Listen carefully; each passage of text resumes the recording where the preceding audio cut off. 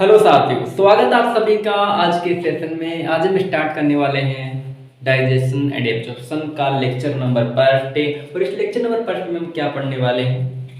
इस lecture number first के अंदर हम पढ़ने वाले हैं क्या, डाइजेशन किस प्रकार से होता है, कैसी प्रोसेस है, इस प्रोसेस के बारे में पढ़ेंगे। इसके साथ में हम पढ़ेंगे बकल कैविटी के बारे में, हम टीथ के बारे में पढ़ने वाले हैं। ये सभी चीजें कवर करने वाले हैं। तो सबसे पहले आपको मैं बता देता हूँ कि डाइजेशन एंड एब्जॉर्प्शन का ये जो लेक्चर है, ये जो चैप्टर है, ये जो चैप्टर है ये बहुत इंपॉर्टेंट है। बहुत इंपॉर्टेंट है मतलब क्या है? इंपॉर्टेंट का मतलब ये है कि नीट के अंदर इसके अंदर से 1 से 2 क्वेश्चन जरूर जरूर जरूर आते हैं। तो मतलब 4 से 8 नंबर आपके पक्के हैं इस चैप्टर को पढ़ने के बाद में। तो शुरुआत करते हैं हमारे इस लेक्चर की बिना टाइम वेस्ट किए हुए। और उम्मीद है कि आपको इस सेशन से कुछ ना कुछ सीखने को जरूर मिलेगा। तो सबसे पहले आज का हमारा टॉपिक रहेगा डाइजेशन। तो डाइजेशन किस प्रकार से होता है, इस प्रोसेस को हम समझने वाले हैं। तो सबसे पहले हमने चैप्टर का नाम लिखा ऊपर डाइजेशन एंड एब्जॉर्प्शन, और उसके अंदर सबसे पहले हम पढ़ने वाले हैं डाइजेशन के बारे में कि डाइजेशन होता क्या है। अब डाइजेशन पढ़ने के बाद में कुछ विद्यार्थी ऐसे होंगे जिनको जिज्ञासा बन सकती है कि सर एब्जॉर्प्शन भी जानना है क्या होता है। उसके लिए आपको वेट करना पड़ेगा 1 से 2 लेक्चर का। तो शुरुआत करते हैं हमारे लेक्चर की। हमारे लेक्चर में सबसे पहला टॉपिक आज का क्या रहेगा? आज का सबसे पहला टॉपिक रहेगा डाइजेशन। क्या रहेगा? डाइजेशन रहेगा।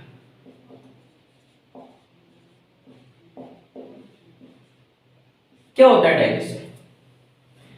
डाइजेशन क्या होता है? डाइजेशन की जब भी बात करते हैं तो हम पता है क्या कहते हैं? हम कहते हैं कि ये एक मैकेनिकल प्रोसेस है, बायोकेमिकल प्रोसेस है। ये दोनों अलग अलग है। मैकेनिकल एंड बायोकेमिकल प्रोसेस कहते हैं। किसको कहते हैं? डाइजेशन को।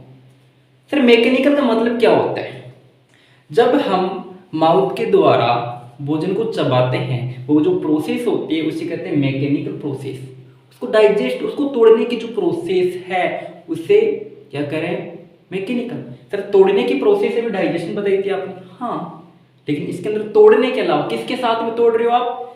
बायोकेमिकल, मतलब एंजाइम के साथ में। किसके साथ में? एंजाइम के साथ में। मतलब तोड़ना है एक तो, और किसके साथ में तोड़ना है? एंजाइम के साथ में तोड़ना है। किसके साथ में तोड़ना है? तो इन दोनों को मिलाकर के तोड़ना है। और किसके साथ में तोड़ना है? एंजाइम के साथ में तोड़ना है। इन दोनों को मिलाकर कहते हैं डाइजेशन। तो सिंपली कैसी प्रोसेस है डाइजेशन? डाइजेशन प्रोसेस है मैकेनिकल। कैसी प्रोसेस है? मैकेनिकल। मैकेनिकल को हिंदी में कहते हैं यांत्रिक। क्या कहते हैं? यांत्रिक। मैकेनिकल। और कैसी प्रोसेस है? मैकेनिकल है। और कैसी है? कैसी है? बायोकेमिकल। Biochemical process. दूसरा क्वेश्चन हमारे पास में आता है कि सर जो आपने ये मैकेनिकल प्रोसेस बताई है, वो मैकेनिकल प्रोसेस क्या माउथ के अंदर ही होती है, या हमारी बॉडी का कोई और भी ऐसा पार्ट है, हमारे एलिमेंट्री कैनाल का कोई और भी ऐसा पार्ट है जिसके अंदर ये मैकेनिकल प्रोसेस होती है? हाँ बिल्कुल होती है। जरा बताइए कौन सा होता है? हमने सबसे पहले तो इसके अंदर कहा कि माउथ के अंदर होती है। दूसरी बात किसके अंदर होता है मैकेनिकल प्रोसेस? स्टोमक के अंदर होता है, जिसे हम चर्निंग कहते हैं। क्या कहते हैं? चर्निंग कहते हैं। तो जो मैकेनिकल प्रोसेस माउथ के अंदर होती है उसे कहते हैं मेस्टिकेशन। क्या कहते हैं उसे? मेस्टिकेशन। क्या कहते हैं उसे? मेस्टिकेशन। माउथ के अंदर भोजन को तोड़ना क्या कहलाता है? मेस्टिकेशन। क्या कहलाता है? मेस्टिकेशन। प्लस दूसरी बात करते हैं, ये जो मैकेनिकल प्रोसेस है वो किसके अंदर होती है? स्टोमक के अंदर भी होती है। और स्टोमक के अंदर इसको क्या नाम देते हैं? चर्निंग नाम देते हैं। क्या नाम देते हैं? चर्निंग। क्या नाम देते हैं? चर्निंग नाम देते हैं। मतलब जो मैकेनिकल प्रोसेस है वो कहां पर होती है? माउथ के अंदर होती है, जिसे हम मेस्टिकेशन कह रहे हैं। और दूसरी बात हम कह रहे हैं कि ये किसके अंदर होती है? ये स्टोमक के अंदर होती है, जिसको हम नाम देते हैं चर्निंग। क्या नाम देते हैं? चर्निंग। तो लिख देता हूं मैं यहां पर, ये जो मेस्टिकेशन वाली प्रोसेस है वो कहां पर होती है? माउथ के अंदर होती है। किसके अंदर होती है? माउथ के अंदर होती है। और जो चर्निंग वाली प्रोसेस है वो कहां पर होती है, कहां पर होती है बताइए मुझे, स्टोमक के अंदर होती है। बताओ क्लियर है कि नहीं है, बताओ क्लियर है कि नहीं है। तो ये जो प्रोसेस है मेस्टिकेशन वो कहां पर होती है, माउथ के अंदर होती है, और चर्निंग वाली प्रोसेस है वो कहां पर होती है, स्टोमक के अंदर होती है। मैं इस वर्ड को कई बार रिपीट कर चुका हूं, उम्मीद है कि आपको ये बातें समझ में आई होगी। ये हो गई मेस्टिकेशन की बात और चर्निंग की बात। मतलब कुल मिलाकर हम कहें कि हमने मैकेनिकल प्रोसेस के बारे में जान लिया है कि मैकेनिकल प्रोसेस क्या होती है। अब हम किसके बारे में पढ़ने वाले हैं, अब हम पढ़ने वाले हैं बायोकेमिकल प्रोसेस। बायोकेमिकल जैसे आप सुनते हो बायोकेमिकल, तो केमिकल का मतलब क्या है इसके अंदर, इसके अंदर मतलब है एंजाइम से। किससे मतलब है भैया, एंजाइम से। किससे मतलब है, एंजाइम से। किससे मतलब है, एंजाइम से मतलब है। बायोकेमिकल मतलब क्या है, एंजाइम। क्या है मतलब एंजाइम। अब देखिए होता क्या है, जैसे हम पढ़ते हैं डाइजेशन को, जब पढ़ते हैं तो पहली लाइन में लिखा होता है कि भोजन के जटिल भाग होता है, भोजन का जो जटिल भाग होता है उसको सरल भाग में तोड़ने की जो प्रोसेस होती है उसे डाइजेशन कहते हैं। तो उसी प्रकार से मैं आपको बताना चाहूंगा, जैसे ये फूड है, क्या है ये, फूड मतलब भोजन। क्या है ये, भोजन। क्या है ये, भोजन है। और कैसा भोजन है, कॉम्प्लेक्स है। कैसा है, कॉम्प्लेक्स फूड है। कैसा फूड है, कॉम्प्लेक्स फूड है। अब कुछ बच्चे कहेंगे कि सर कॉम्प्लेक्स फूड कैसे कह रहे हो, जब हम खाना खाते हैं तो ये जो भोजन है इसको तो हम तोड़ लेते हैं। तो आप ये सोचिए कि आपके द्वारा ये तोड़ा गया जो भोजन है वो क्या पर्याप्त है, हमारी बॉडी के लिए पर्याप्त नहीं है, इसे कॉम्प्लेक्स ही कहा जाएगा। कौन कह रहा है, हमारी बॉडी के अकॉर्डिंग इसको कॉम्प्लेक्स कहा जाएगा। क्यों कहा जाएगा, क्योंकि हमारी बॉडी के अंदर इस कॉम्प्लेक्स फूड को और छोटे छोटे भागों में तोड़ा जाएगा। किसके अंदर तोड़ा जाएगा, छोटे छोटे भागों के अंदर तोड़ा जाएगा। और छोटे छोटे भागों के अंदर अगर इस फूड को तोड़ा जाएगा तो उसे क्या कहेंगे भैया, सिंपल कहेंगे। कैसा हो जाएगा वो, सिंपल हो जाएगा। अरे कॉम्प्लेक्स था, क्या था, कॉम्प्लेक्स था, तो कॉम्प्लेक्स को हमने क्या कर दिया, तोड़ दिया। क्या कर दिया भैया, तोड़ दिया। अगर कॉम्प्लेक्स को तोड़ेंगे तो बताओ क्या बन जाएगा, सिंपल बनेगा। अरे कॉम्प्लेक्स को तोड़ेंगे तो सिंपल बनेगा ना, तो इसको क्या कह सकता हूं, मैं इसको कह सकता हूं सिंपल एब्जॉर्बेबल फूड। क्या कह सकता हूं मैं इसको, सिंपल एब्जॉर्बेबल फूड कह सकता हूं। सर आपने सिंपल एब्जॉर्बेबल क्यों लिखा, इस वजह से लिखा क्योंकि इस कॉम्प्लेक्स फूड को जब इस एंजाइम की सहायता से और इसके साथ में वाटर की सहायता से तोड़ा जाएगा तो ये हमारी बॉडी के द्वारा ऑब्जर्व होने वाला बन जाएगा। इस वजह से इसको क्या कहा है, एब्जॉर्बेबल कहा है। जो आसानी से एब्जॉर्ब हो सकता है उसे एब्जॉर्बेबल कहते हैं। क्लियर है इतनी बात। तो इससे फूड को तोड़ने के अंदर हमारे पास सबसे मेन रोल किसम का आता है, एक आता है हमारे पास में एंजाइम का और दूसरा आता है हमारे पास में वाटर का। अब इन दोनों की बात कर लेते हैं। जैसे मैं एंजाइम की बात करता हूं तो मैं कहता हूं एंजाइम डाइजेशन में एक बहुत ही बड़ा इंपॉर्टेंट रोल प्ले करता है, लेकिन वाटर भी कम नहीं है। क्यों, क्योंकि एंजाइम क्या करता है, भोजन को तोड़ता है, लेकिन तोड़ने के लिए किसकी जरूरत होती है, जरूरत होती है पानी की। मतलब ये हुआ कि पानी के अंदर डाल डाल के तोड़ता है। क्या करता है, पानी के अंदर डाल डाल के तोड़ता है, उसको घुमा घुमा के तोड़ता है। तो कहने का मतलब ये हुआ कि हमारे पास में एंजाइम भी इंपॉर्टेंट है, वाटर भी इंपॉर्टेंट है। किसके लिए इंपॉर्टेंट है, हमारे पास डाइजेशन के लिए इंपॉर्टेंट है। तो जब एंजाइम की बात करता हूं तो मैं कहता हूं कि जितने भी एंजाइम है जो डाइजेशन के अंदर इन्वॉल्व होते हैं, जितने भी एंजाइम है जो डाइजेशन के अंदर इन्वॉल्व होते हैं, जो डाइजेशन की प्रोसेस करते हैं, वो कैसे एंजाइम होते हैं बताइए जरा। मैं कह सकता हूं ऑल एंजाइम, ऑल एंजाइम, या ये कह सकता हूं ऑल डाइजेस्टिव एंजाइम। क्या कह सकता हूं बताइए, सॉरी क्या कह सकता हूं, कह सकता हूं ऑल डाइजेस्टिव एंजाइम, या मैं कहूं all digestive enzyme. All digestive enzyme क्या होते हैं, हाइड्रोलेज। क्या होते हैं, हाइड्रोलेज। हाइड्रोलेज क्या होते हैं बताओ? और डाइजेस्टिव एंजाइम क्या होते हैं? हाइड्रोलेज होते हैं। क्या होते हैं? हाइड्रोलेज। मतलब वाटर की प्रेजेंस में काम करेंगे, सिंपल सा। किसकी प्रेजेंस में काम करेंगे? वाटर की प्रेजेंस में। जैसे हाइड्रो आया तो आप समझ रहे होंगे कि हाइड्रो का मतलब वाटर की बात कर रहा है। अब वाटर की क्या बात कर रही? वाटर क्या करता है? देखो वाटर क्या करता है? वाटर क्या करता है? Play important role in digestion. मैं कह सकता हूं कि जो वाटर होता है, जो पानी होता है, वो इंपोर्टेंट रोल प्ले करता है। किसके अंदर इंपोर्टेंट रोल प्ले करता है? डाइजेशन के अंदर इंपोर्टेंट रोल प्ले करता है। तो ये जो डाइजेशन वाला पार्ट है हमने पढ़ा, इसके अंदर आपको समझ में आया होगा कि हमने क्या पढ़ा है अभी तक। हमने पढ़ा है कि डाइजेशन एक मैकेनिकल एंड बायोकेमिकल प्रोसेस है।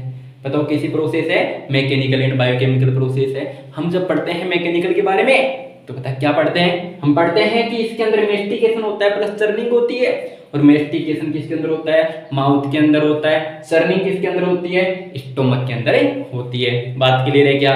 चलो आगे चलते हैं। आगे जैसे चलते हैं तो हम कहते हैं कि जो कॉम्प्लेक्स फूड होता है, मतलब हमारे द्वारा खाया गया जो भोजन है, उसको वो कॉम्प्लेक्स फूड है और इसको एंजाइम और वाटर की प्रेजेंस में तोड़ा जाता है। किसके अंदर तोड़ा जाता है? सिंपल एब्जॉर्बेबल फूड के अंदर तोड़ा जाता है। और इसके अंदर जितने भी एंजाइम काम करते हैं किसके अंदर? डाइजेशन के अंदर। वो कैसे होते हैं? हाइड्रोलेज होते हैं, मतलब पानी की प्रेजेंस में काम करते हैं। तो बताइए बातें समझ में आई या नहीं आई? आ गई क्या? बातें समझ में आ गई क्या? क्योंकि हमारे डाइजेशन का जो टॉपिक है, छोटा सा टॉपिक था, वो कंप्लीट हुआ है। अब हमें थोड़ा आगे की ओर जाना है, इनको विस्तार से समझना है किस प्रकार से प्रोसेस होती है। यहाँ से लेकर के यहाँ तक जो प्रोसेस है बहुत बड़ी है भैया, ये तुमने एक शॉर्ट फॉर्म बताई है अभी तक। तो आगे चलें, तो आगे चलना चाहिए मैं। तो आगे हम क्या पढ़ने वाले हैं? आगे हम इसी के बारे में पढ़ने वाले हैं कि जो डाइजेस्टिव सिस्टम वो क्या होता है। डाइजेस्टिव सिस्टम के बारे में पढ़ने वाले हैं।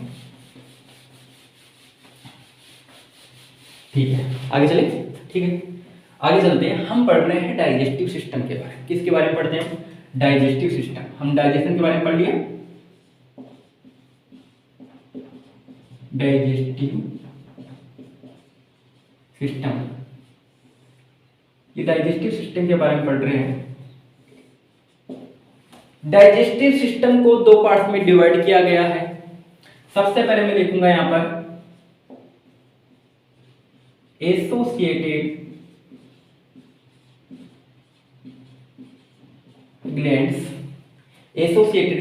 और दूसरा होता है एलिमेंट्री कैनाल।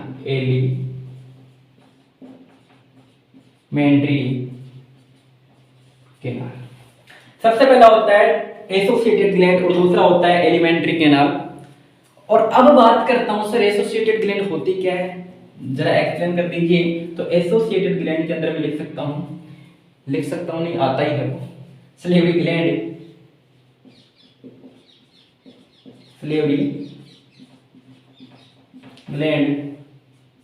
और दूसरा होता है हमारे पास में सलेवरी ग्लैंड होता है पहला, दूसरा होता है गैस्ट्रिक ग्लैंड, तीसरा होता है हमारे पास में पेनक्रियाज।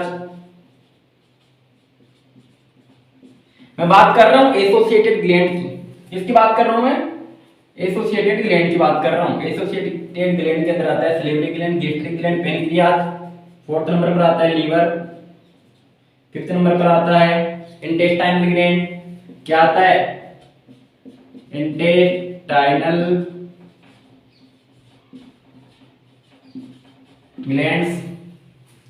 इंटेस्टाइनल ग्लैंड्स आती है।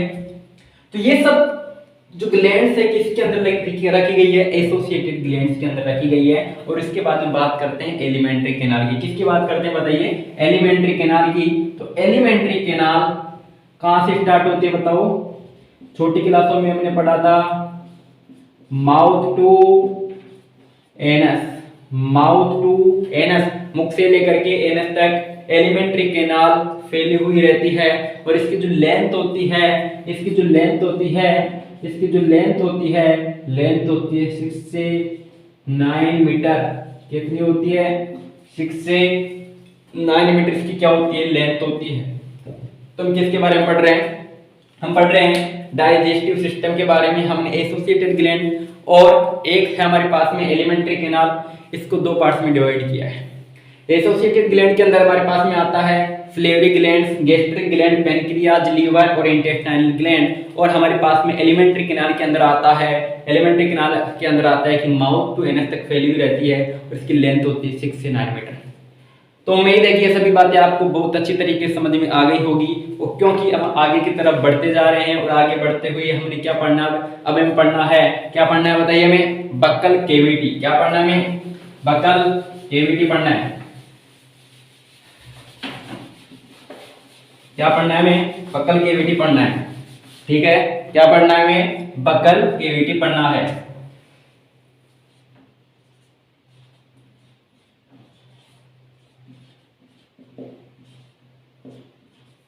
बक्कल केविटी, या इसको मैं क्या कह सकता हूं? ओरल केविटी भी कह सकता हूं। क्या कह सकता हूं?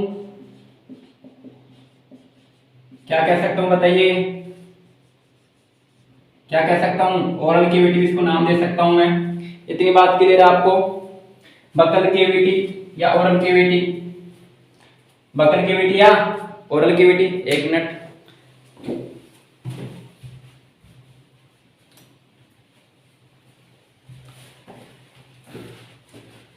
देख रहा था वीडियो चल रहा है नहीं चल रहा। बक्कल केविटी या ओरल केविटी, ठीक है।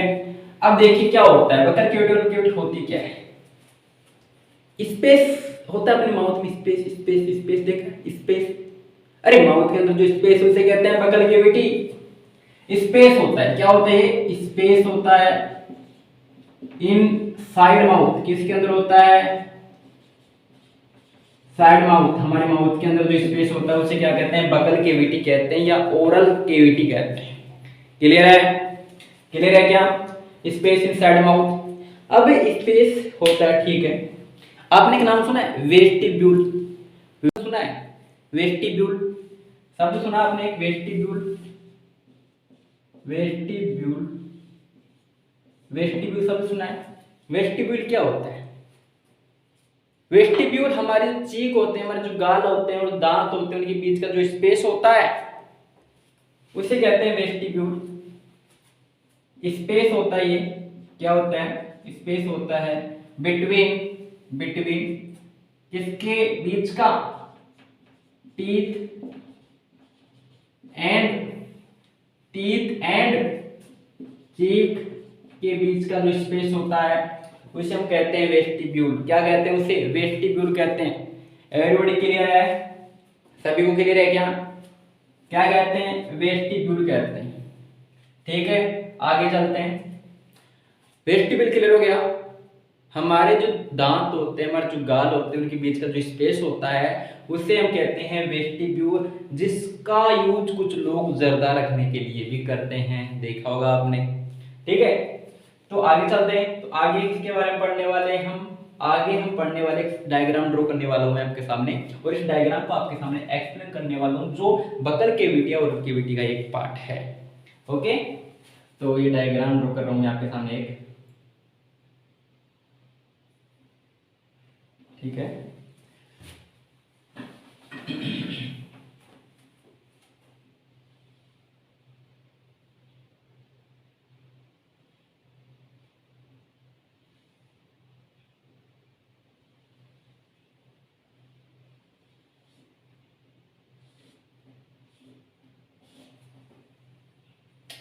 एक बक्कल केविटी का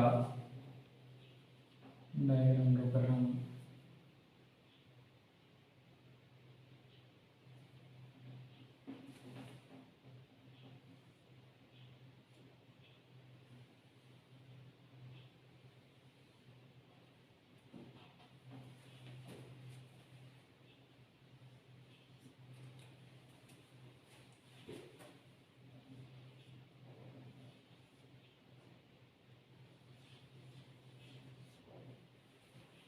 ठीक है, okay.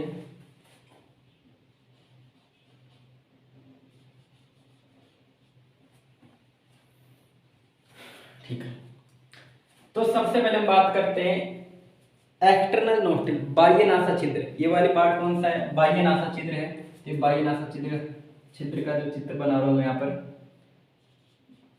External nostril, external nostril. और एक्सटर्नल नोस्ट्रिल होता है हमारे, और ये होता है नेजल चेम्बर। क्या होता है? Nasal chamber. क्या होता है? नेजल चेम्बर, जिसके अंदर एयर जाती है, प्यूरिफाई होती है वहां पर जाकर के। किसके अंदर प्यूरिफाई होती है? नेजल चेम्बर के अंदर। एक्सटर्नल नोस्ट्रिल से एयर गई और नेजल चेम्बर के अंदर जाकर के और प्यूरिफाई हो रही है। और कहां पर जाती है? Internal nostril. कहां पर जाती है? Internal nostril, internal nostril, internal nostril, internal nostril पर जाती है। ठीक है, इतनी बातें क्लियर है। आगे चले, आगे चलता हूं तो मैं देखता हूं यहाँ पर एक संरचना दिख रही होगी आपको। जैसे आपके हमारे सभी के मुख के अंदर, आपके नहीं हमारे सभी के मुख के अंदर अंदर की तरफ संरचना पाई जाती है, लटकी हुई, जिसे कहते हैं यूला। क्या कहते हैं? यूला। कभी ना कभी आप नई चीज ऑब्जर्व की नहीं की होगी, और अगर नहीं की है तो अब कर लो, अगर नहीं की तो अब कर लो, और कभी ना कभी तो की होगी, नहीं की तो कोई बात नहीं, अब कर लेना। ठीक है, तो मुख के अंदर अंदर की तरफ क्या पाई जाती है? एक लटकी हुई संरचना पाई जाती है, जिसको हम नाम देते हैं यूला। क्या नाम देते हैं? यूला। यूला नाम देते हैं। क्या नाम देते हैं बताइए? यूला नाम देते हैं। और यहाँ पर होता है हमारे पास में एपिग्लोटिस। ये तो सब जानते होंगे, सब जानते होंगे एपिग्लोटिस क्या होता है। एपिग्लोटिस वो संरचना होती है कि जब हम भोजन करते हैं, क्या करते हैं? हम भोजन करते हैं, कुछ भी खा रहे हैं, तो खाते समय क्या होता है कि हमारे पास में दो पाइप होते हैं, फेरिंग्स तक पहुंच जाता है भोजन, तो हमारे पास में दो पाइप होते हैं। एक होता है ईसोफेगस, एक होता है ट्रेकिया। नाम लिख देता हूं मैं। एक होता है ईसोफेगस, ईसोफेगस होता है एक होता है ट्रेकिया। एक होता है ईसोफेगस, एक होता है ट्रेकिया। ठीक है, तो भोजन किसके अंदर जाता है? ट्रेकिया के अंदर। नहीं नहीं नहीं, गलत बात। यहाँ पर नहीं जाता है ट्रेकिया के अंदर, ईसोफेगस में जाता है। किसके अंदर जाता है बताइए? ईसोफेगस में भोजन जाता है। एवरीबॉडी क्लियर है? किसके अंदर जाता है? ईसोफेगस के अंदर। किसके अंदर जाता है भोजन? ईसोफेगस के अंदर भोजन जाता है। तो सर ऐसा भी तो हो सकता है कि ट्रेकिया के अंदर भोजन चला जाए। क्यों चला जाए भैया? क्योंकि सर यहाँ पर देखिए दोनों पाइप खुली हुई है।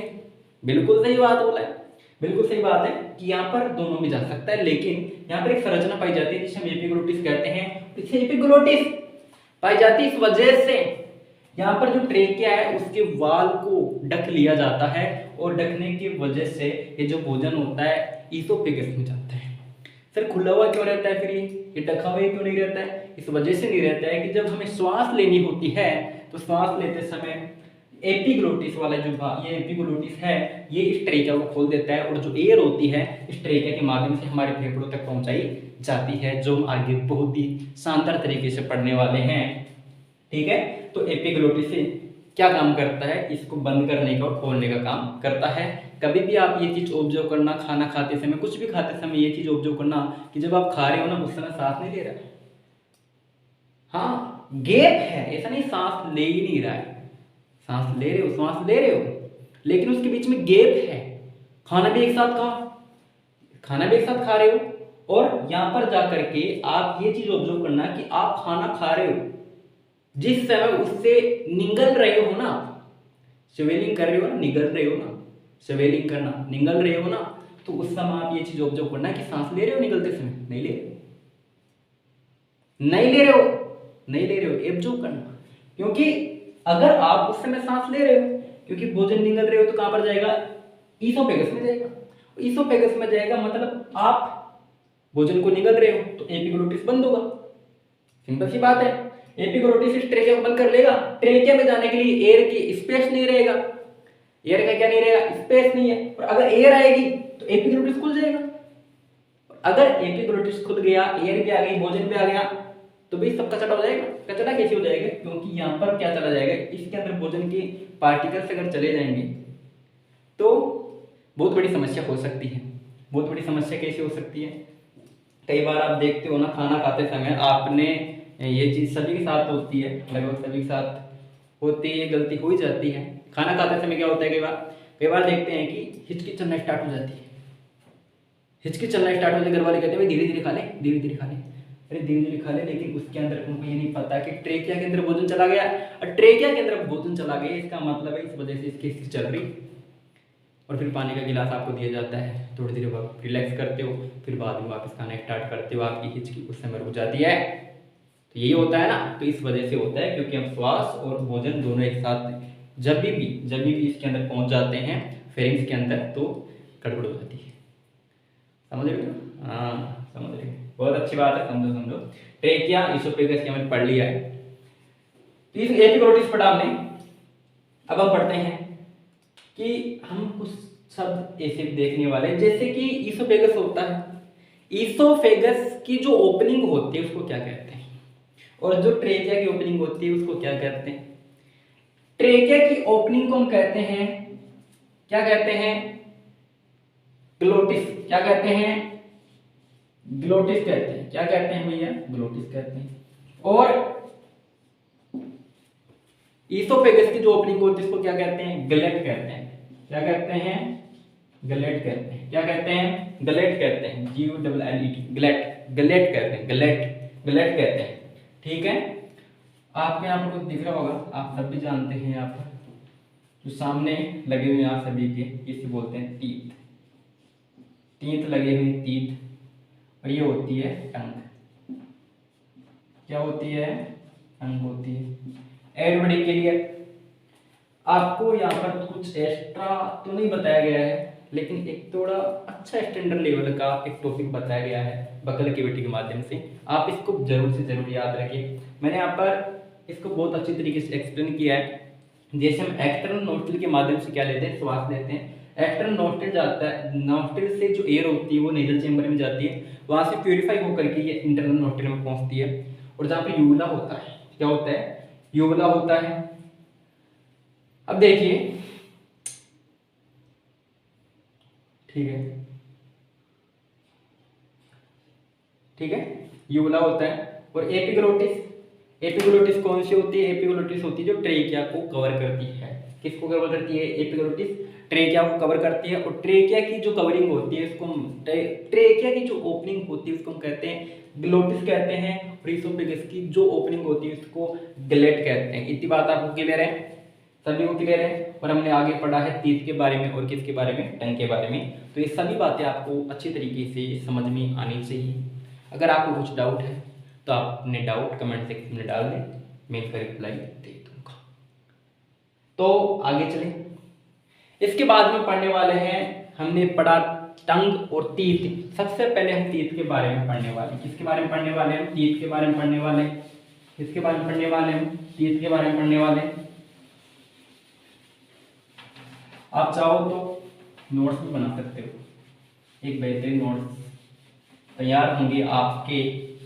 ये सभी चीज़ें बहुत ही ज़्यादा इंपॉर्टेंट है नीट के पॉइंट ऑफ व्यू से, और अगर आप 12th क्लास में हो तो आपके लिए बहुत ज़्यादा महत्वपूर्ण है। तो आगे चलते हैं। आगे हम पढ़ने वाले हैं टीथ के बारे में। किसके बारे में पढ़ने वाले हैं? टीथ के बारे में। किसके बारे में पढ़ने वाले हैं? टीथ के बारे में पढ़ने वाले हैं। क्या होता है टीथ? क्या करता है टीथ? नहीं होता तो क्या होता है? चलो देखते हैं क्या होता है। देखिए, टीथ के अंदर कुछ पॉइंट्स है, जैसे कि इनेमल। एक शब्द सुना होगा आपने, इनेमल। सुना है क्या? इनेमल क्या होता है? शब्द एक इनेमल। इनेमल क्या होता है? इनेमल क्या होता है? आपके दांतों के ऊपर एक हार्डेस्ट सब्सटेंस पाया जाता है जिसे इनेमल कहते हैं। क्या कहते हैं? जिसे इनेमल कहते हैं। सबसे पहले मैं इनेमल के अंदर बात करता हूं इसके ओरिजिन की। किसकी बात करता हूं? ओरिजिन की। इसकी बात करता हूं सबसे पहले ओरिजिन की। इसकी बात करता हूं ओरिजिन की।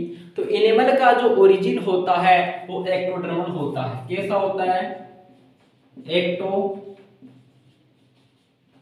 होता है। इनेमल का जो ओरिजिन होता है वो कैसा होता है? एक्टोडर्मल होता है। और हम इसको कहते हैं कि ये hardest hardest substance of body होता है, हार्डेस्ट सबस्टेंस ऑफ बॉडी होता है। इसके साथ में ये प्रोड्यूस होता है, प्रोड्यूस्ड बाय किसके द्वारा प्रोड्यूस होता है, अमीलोब्लास्ट सेल के द्वारा प्रोड्यूस होता है। किसके द्वारा, अमीलोब्लास्ट सेल। फिर से बोलिए, अमीलोब्लास्ट सेल किसके द्वारा प्रोड्यूस होता है, अमीलोब्लास्ट सेल के द्वारा प्रोड्यूस होता है, अमीलोब्लास्ट सेल के द्वारा प्रोड्यूस होता है।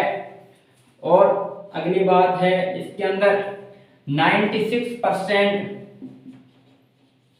इनऑर्गेनिक सब्सटेंस पाया जाता है, प्रेजेंट होता है।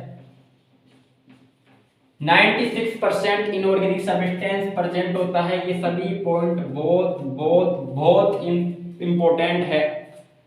छोटे क्वेश्चन इनमें बहुत ज्यादा बनते हैं, 12th क्लास में और भी एक नंबर का क्वेश्चन आ जाए, तो इन सब चीजों का आपको याद रखना है। इसके बाद में बात करता हूँ डेंटिन। किसके बारे में बात कर रहा हूँ मैं, डेंटिन। तो डेंटिन का ओरिजिन क्या होता है, इसके अंदर समझने का इतना है कि ओरिजिन होता है ectodermal, hardest substance of body होता है, हमारी बॉडी का सबसे हार्ड सबस्टेंस होता है एनिमल, और प्रोड्यूस होता है अमीलोब्लास्ट सेल के द्वारा, और 96% इनऑर्गेनिक सब्सटेंस होता है या पाया जाता है। ठीक है, डेंटिन।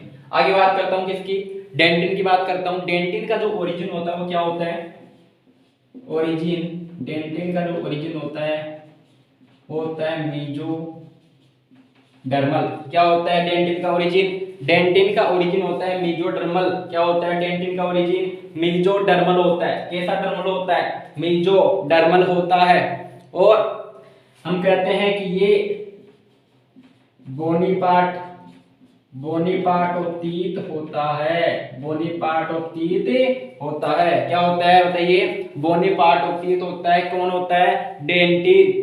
डेंटिन क्या होता है, बोनी पार्ट ऑफ टीथ होता है। सर आपने तो बता दिया, लेकिन एक शब्द और बता दीजिए। पूछिए क्या बताऊं, ये बता दीजिए कि इसके अंदर प्रोड्यूस किसके द्वारा होता है, कौन सी सेल बनाती है। इस प्रकार से एनिमल को अमीलोब्लास्ट सेल बनाती है, उसी प्रकार से डेंटिन को कौन बनाता है, प्रोड्यूस्ड बाई किसके द्वारा प्रोड्यूस होता है बताइए, ओडेंटोब्लास्ट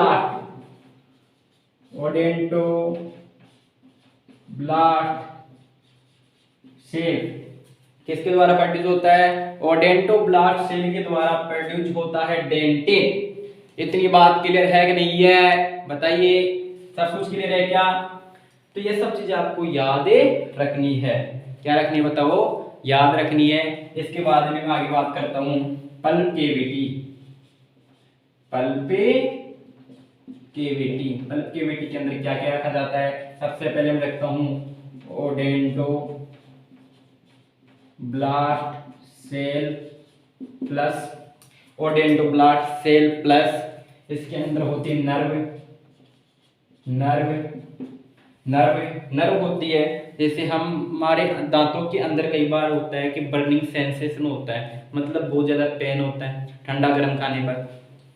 तो ठंडा गर्म खाने पर बहुत ज्यादा पेन होता है, तो वो जो सब्सटेंस होता है पल्प केविटी तक पहुंच जाता है। तो पल्प केविटी के अंदर नर्व पाई जाती है, और नर्व पाई जाती है इस वजह से हमारे दांतों के अंदर पल्प केविटी के अंदर जैसे कोई ठंडा गर्म वस्तु पहुंचती है, तो उस नर्व का सेंसेशन ब्रेन तक जाता है, और ब्रेन कंटेन करता है एक पेन। क्या कंटेन करता है, पेन कंटेन करता है। इस वजह से हमारे दांतों के अंदर दर्द होना स्टार्ट हो जाता है बहुत ही ज्यादा। यहाँ पर देखिए लिम्फ वेसल्स होती है प्लस से, और ब्लड वेसल भी होती है, बताओ क्लियर है कि नहीं यहाँ तक। हमने कहा कि पल्प केविटी के अंदर ओडेंटोब्लास्ट सेल होती है, नर्व होती है, लिम्फ वेसल्स होती है, ब्लड वेसल्स होती है। और आप देखिए इधर हम पढ़ रहे हैं टीथ।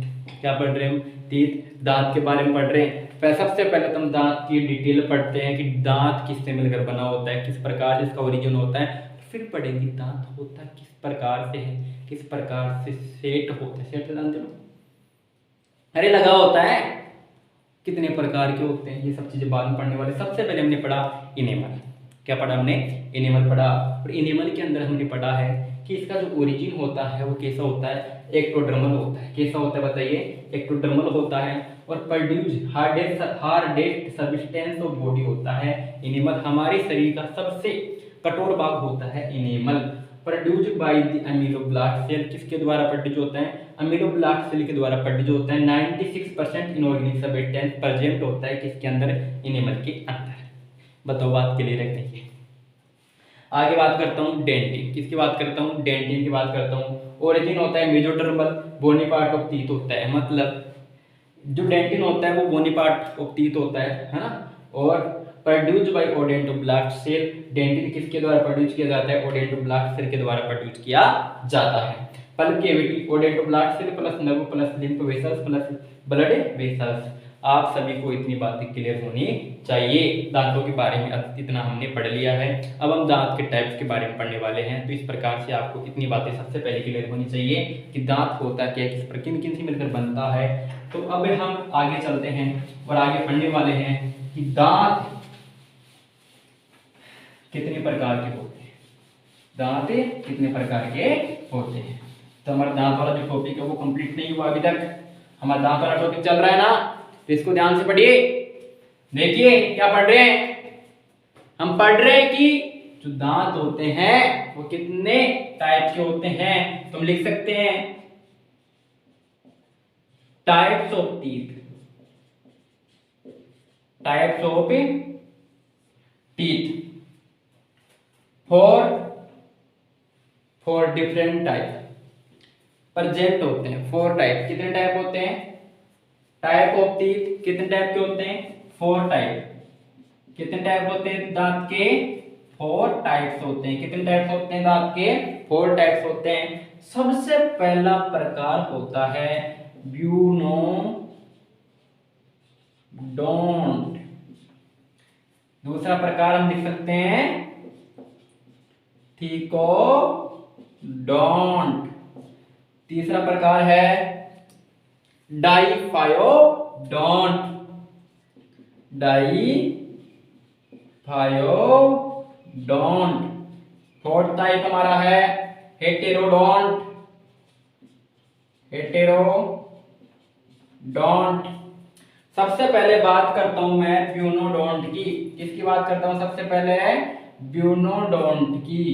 किसकी बात करता हूं? किसकी बात करता हूं बताइए?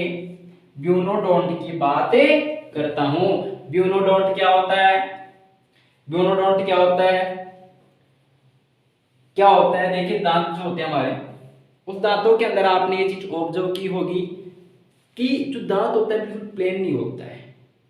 इसके ऊपर थोड़े गड्ढे पाए जाते हैं। क्या पाए जाते हैं? गड्ढे पाए जाते हैं। और इन गड्ढों को क्या नाम देते हैं बताइए? कस्प। क्या नाम देते हैं? कस्प। इसके अंदर क्या पाए जाते हैं? कस्प पाए जाते हैं। किसके अंदर पाए जाते हैं? दांतों के अंदर। दांतों के अंदर क्या पाए जाते हैं? कस्प पाए जाते हैं। क्या पाए जाते हैं? क्या प्रेजेंट होते हैं बताइए? कस्प प्रेजेंट होते हैं। जिन दांतों के अंदर कस्प प्रेजेंट होते हैं, जिन दांतों के अंदर कस्प प्रेजेंट होते हैं, ऐसे दांतों को ब्यूनोडोंट कहते हैं। और मनुष्य एक ऐसा प्राणी है जिसके दांतों के ऊपर कस्प पाए जाते हैं। इस वजह से मनुष्य के अंदर जो दांत होते हैं वो कैसे होते हैं बताइए? ब्यूनोडोंट होते हैं। कैसे होते हैं? ब्यूनोडोंट होते हैं।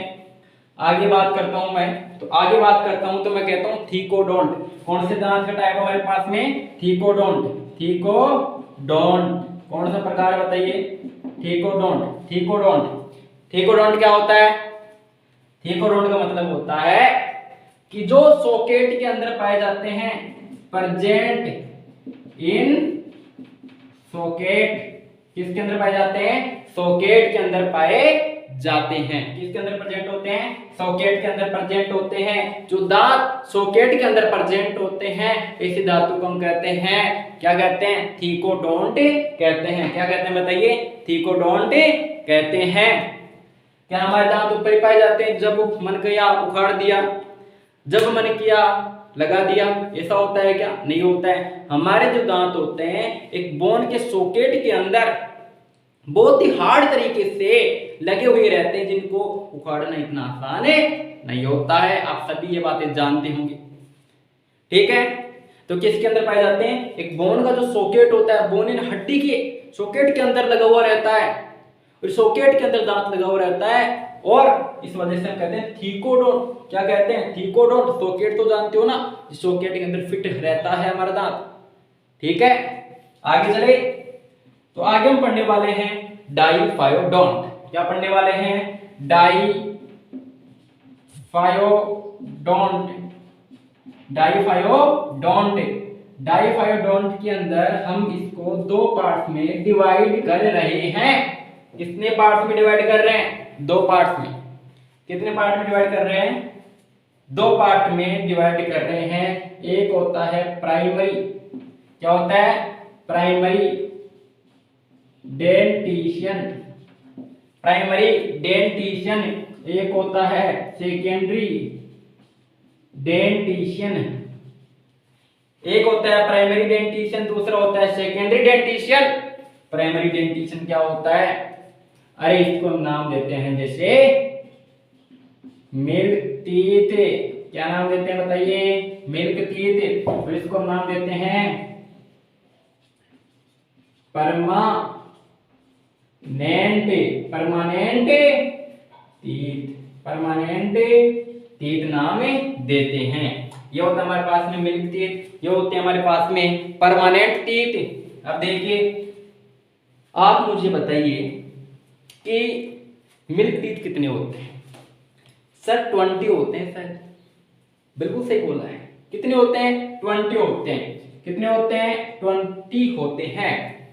और हमें पता है कि दांत चार प्रकार के, इंसिजर चार प्रकार के होते हैं ना, इंसिजर, कैनाइन, प्रीमोलर, मोलर। तो मुझे बताइए इंसिजर कितने होते हैं? इंसिजर कितने होते हैं? सर 2 होते हैं। टोटल कितने होते हैं? 8 होते हैं। 8 कैसे होते हैं? 8 कैसे होते हैं?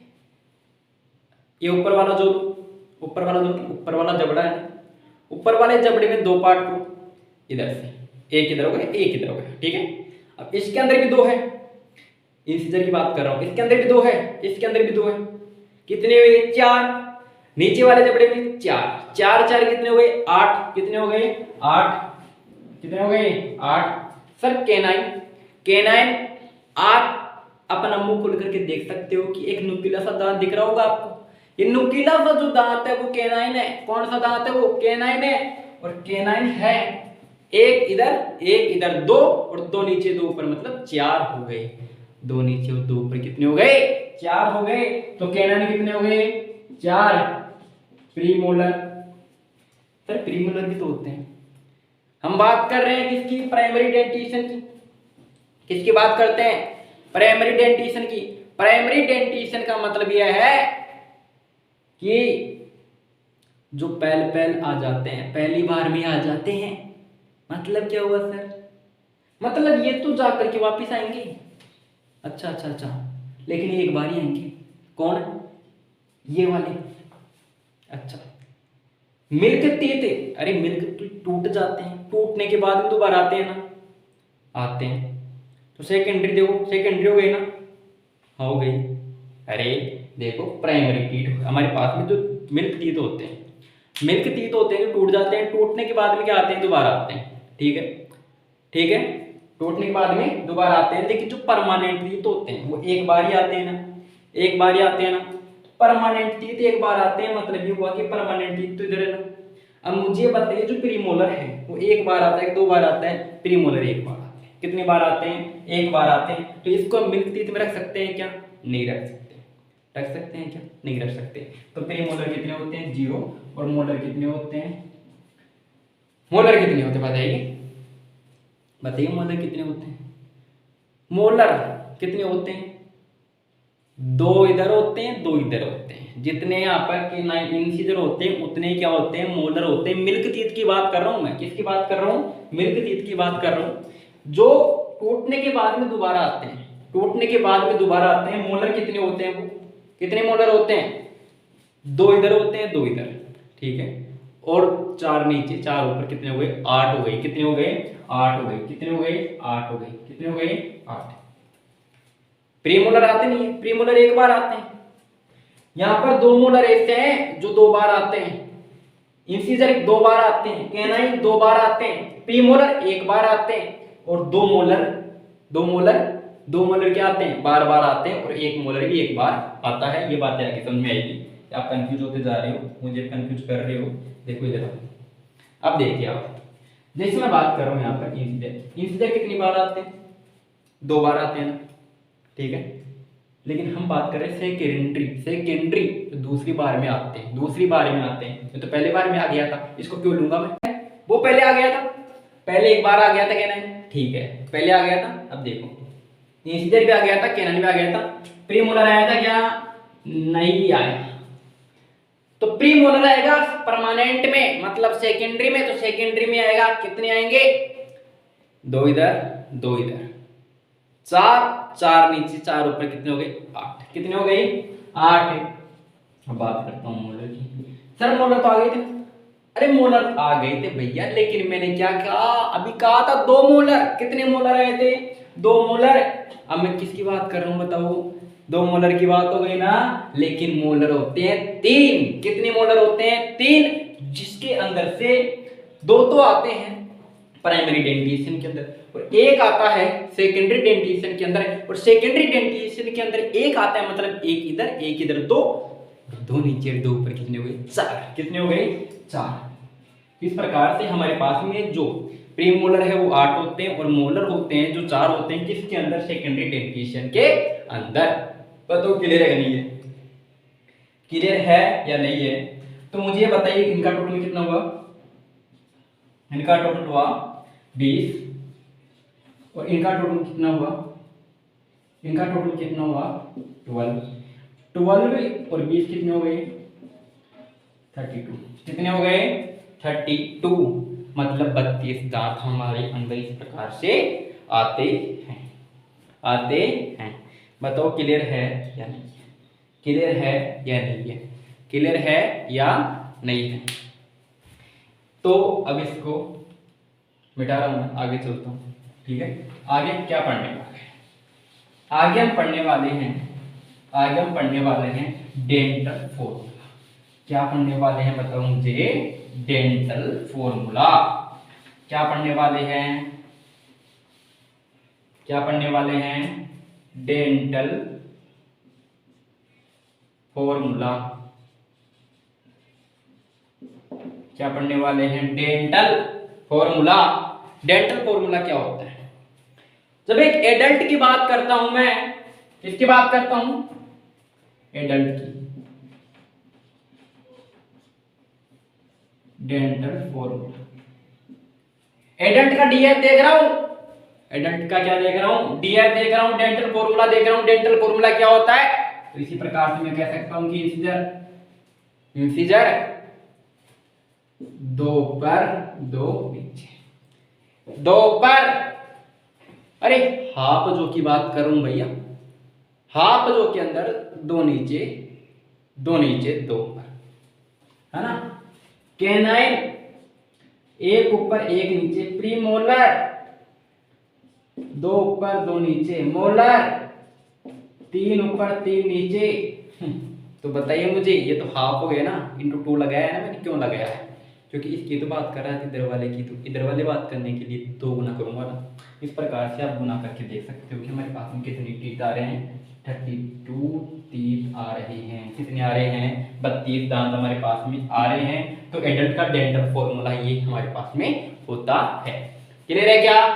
Everybody clear? आगे चले, आगे चलते हैं। तो एडल्ट की बात हमने कर ली है। अब हम बात करने वाले किसके बारे में? अब हम बात करने हैं किसके बारे में? अब बात कर रहे हैं हम चाइल्ड के अंदर। किसके अंदर? चाइल्ड के अंदर।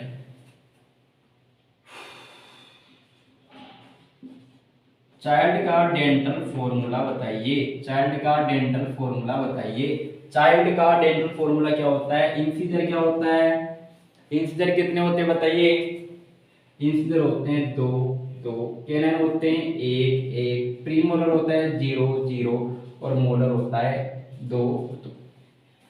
अब मुझे बताइए, ये सब चीजें मैं पहले बता चुका हूँ ना आपको, बता चुका हूँ ना, तो कितने हो गए 20। कितने हो गए 20।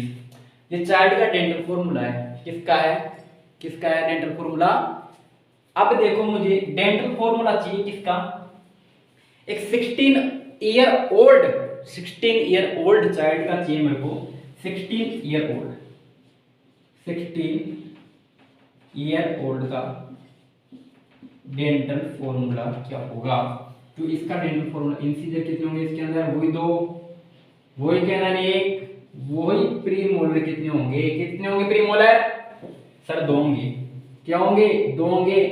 मोलर कितने होंगे। अब यहां पर आ गया बात, क्योंकि बात करता हूं 16 ईयर ओल्ड, ये कोई बच्चा है कि 16 ईयर ओल्ड, मतलब इसके मिल्क टीथ टूट करके तो आ गए ना, इस वजह से तो प्रीमोलर लिख दिया मैंने।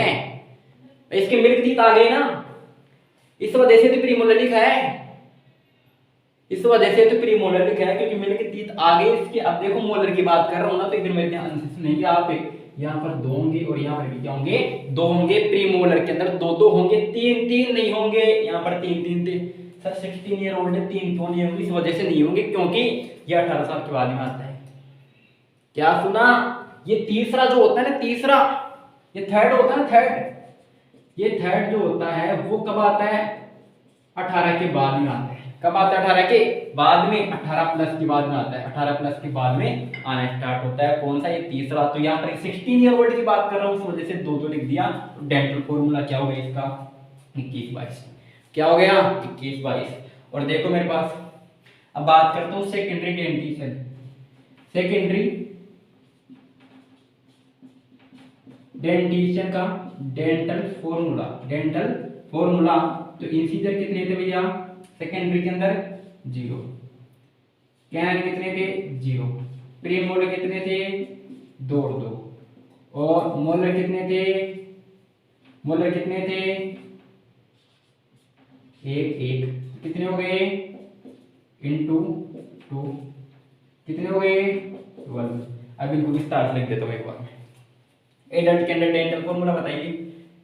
एडल्ट के अंदर होता है 21 23। ठीक। चाइल्ड के अंदर बताइए 21-02। बताइए मुझे 16 ईयर ओल्ड के अंदर 21-22 और एक सेकेंडरी डेंटिशन का डेंटल फॉर्मूला होता है 00-21। तो ये हमारे पास में डेंटल फॉर्मूला आ गया है। एक बहुत शानदार तरीके से आपको इस चीज को समझा दिया गया है कि हमारे कितने टीथ होते हैं और किस किस के अंदर कितने टीथ पाए जाते हैं। और नीट के पॉइंट ऑफ व्यू से डेंटल फॉर्मूला एक बहुत महत्वपूर्ण टॉपिक बन सकता है आपके लिए। तो उम्मीद है कि ये सभी बातें आपको बहुत ही अच्छी तरीके से समझ में आई होंगी। तो आज का हमारा गोल कंप्लीट हो चुका है, डाइजेशन के साथ में हमने यहाँ पर टीथ भी कंप्लीट कर लिया है। आने वाले लेक्चर के अंदर हम पढ़ने वाले हैं, टंग के बारे में पढ़ने वाले हैं, जीभ के बारे में पढ़ने वाले हैं। तो वो लेक्चर भी आपके लिए बहुत ही अच्छा साबित होगा और उम्मीद है कि आपको इस लेक्चर से कुछ ना कुछ सीखने को जरूर मिला होगा। तो आज के लिए सिर्फ इतना ही, मिलते हैं अगले लेक्चर में, तब तक के लिए थैंक यू वेरी मच।